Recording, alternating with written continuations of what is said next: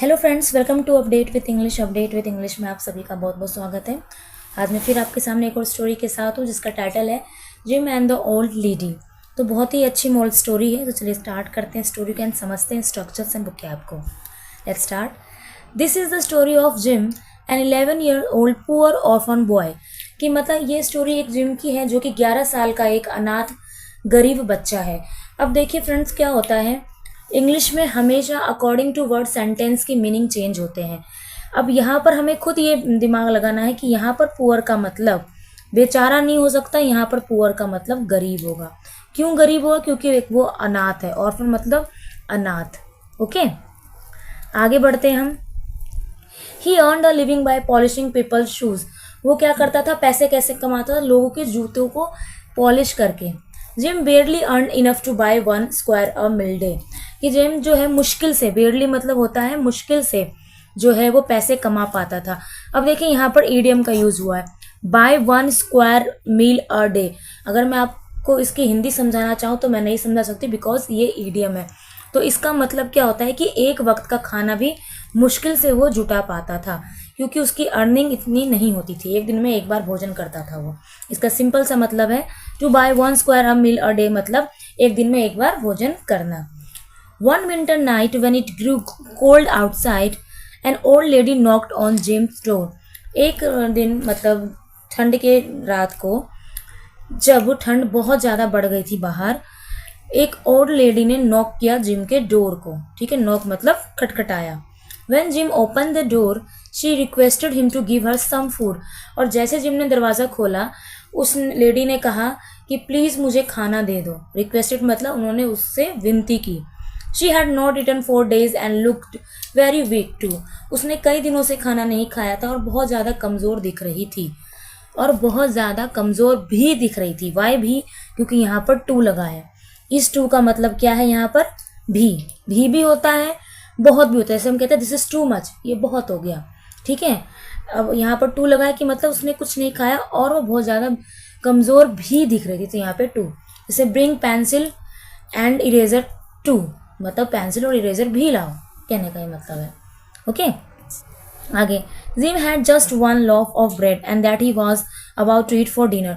और ब्रिन के पास सिर्फ वो ब्रेड ही था जो उसको उस डिनर में खाना था, क्योंकि ऑलरेडी वो सिर्फ एक ही टाइम का जो है खाना वो जुटा पाता था, क्योंकि उसकी अर्निंग इतनी होती नहीं थी पॉलिशिंग करके।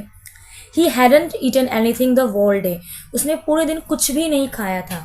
Looking at the old lady he thought that she needed the bread more than he did.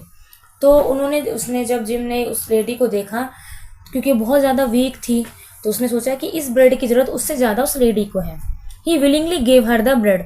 उसने अपनी इच्छा से, खुशी से वो ब्रेड उस लेडी को दिया, क्योंकि वो उदास नहीं था, वो एक अच्छा इंसान था, काइंड था, इसलिए उसको अपने से ज़्यादा उसकी ज़रूरत लगी।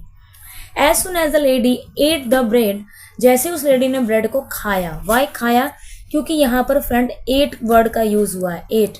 ठीक है, EAT, ईट मतलब फर्स्ट फॉर्म है खाना, सेकंड फॉर्म होता है एट, खाया, थर्ड फॉर्म होते हैं ईटन, ईटन। ठीक है, ये थर्ड फॉर्म है। तो एट यानी जैसे उस लेडी ने उस ब्रेड को खाया। शी ट्रांसफॉर्म इनटू अ फेरी, वो बदल गई। ट्रांसफॉर्म का मतलब होता है बदलना, और ये ट्रांसफॉर्म लिखा यानी पास्ट टेंस है। Why past tense? बिकॉज यहाँ पर डी लगा हुआ है। तो इसका मतलब वो एक परी में बदल गए। फेरी मतलब होता है परी। She was happy with gym for being such a good boy. वो बहुत खुश थी, जिम इतना अच्छा लड़का था। ठीक है, she blessed him with a lots of food and riches. उसने उसको दुआएं दी कि बहुत सारा भोजन और तुम बहुत ज़्यादा अमीर हो जाओगे। ठीक है, क्यों? क्योंकि जो जिम था उसके जो वो बहुत ही काइंड नेचर का था। खुद के पास पूरे दिन कुछ खाने को नहीं था, एक ब्रेड था, लेकिन अपने बारे में ना सोच कर उसने उस लेडी के बारे में सोचा। तो उसके इस काइंड नेचर के बदले उसे जो है लेडी ने ब्लेस दिया, और बहुत अच्छा ब्लेस दिया कि वो जो जिस चीज़ की उसके पास कमी है, यानी हमेशा खाने की कमी होती थी, वो गरीब था, तो वो किस में कन्वर्ट हो गया? अमीर में, और कभी भी उसके पास खाने की कमी नहीं होगी। Gym never went hungry after the day. और उस दिन के बाद जिम कभी भी भूखा नहीं रहा। ठीक है, तो इसका मोरल क्या होता है? Good deeds don't go अनरिवॉर्डेड।